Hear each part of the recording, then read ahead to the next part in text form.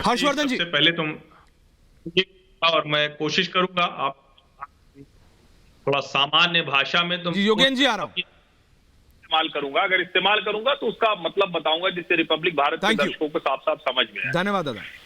Hindenburg research ने क्या कहा है? हिंडनबर्ग रिसर्च ने कहा है कि ये मैनिपुलेशन करते हैं, ये अपने से ही अपना स्टॉक खरीद लेते हैं और उसकी कीमत बढ़ा देते हैं। और कितना उन्होंने कहा इतना स्टॉक अपने लोगों से ही खरीदवा लिया है कि 85% ओवर वैल्यूड है। अब सबसे पहले तो ये समझना चाहिए कि बाजार सेंटिमेंट पर चलता है, बाजार सेंटिमेंट पर टूटता है। पहली बार नहीं है, जाने कितनी बार बाजार इस तरह से टूटा है और फिर उठकर खड़ा हुआ है। लेकिन पहली बार ये जरूर हुआ है कि देश के सभी राजनीतिक दल एक कंपनी को गिराने पर लगे हैं।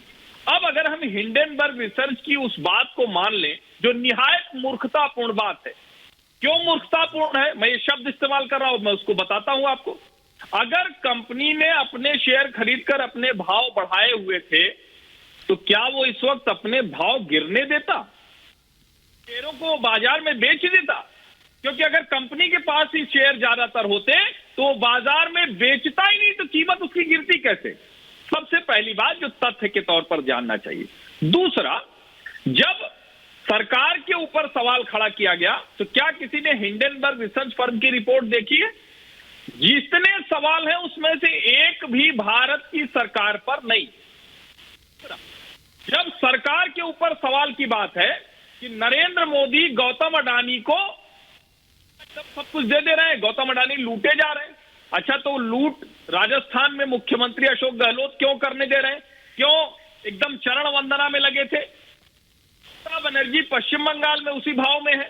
क्यों पंजाब की सरकारों ने उसी तरह से हाल कर रखा है?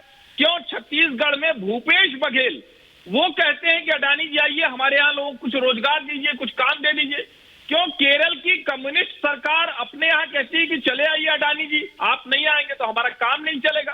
क्यों आंध्र प्रदेश में पोर्ट मिल जाता है? क्यों देश के अलग अलग हिस्सों में 22 राज्यों की सरकारें, और वो सिर्फ भारतीय जनता पार्टी की नहीं है, अडानी की जितनी कंपनियां हैं आप उसमें everyone wants Adani and Ambani. देखिए बिल्कुल। और कौन क्या बोल रहा है? ऐश्वर्या जी, मैं दो तीन बात करके खत्म कर देता हूं, फिर आगे चर्चा करिएगा। जी बोलिए। अडानी के शेयरों में पहली बात तो उसने शेयर प्लेज नहीं किया है एसबीआई में, कोलैटरल है। यानी इसका मतलब ये हुआ कि अगर शेयर उसने गिरवी रखा होता, शेयर के भाव गिर जाते तो एसबीआई को बेच के अपनी रकम लेनी होती। लेकिन वो शेयर नहीं है, उसके पास संपत्ति है, एसेट है, पक्की वाली संपत्ति है। लेकिन कौन इसको बैक कर रहा है? फॉरेन बैक्ड है, यानी विदेशी जो निवेशक है उन्होंने पूरा पैसा लगा रखा है। अब इसके अलावा क्या है? आज अभी अडानी ग्रुप ने ऐलान किया है कि वो अपने करीब 8,000 करोड़ जहां शेयर प्लेज किया था अमेरिका में, उसको वो पहले करने जा रहा है, प्रीपे करने जा रहा है। इसका मतलब उसकी आर्थिक स्थिति दुरुस्त है।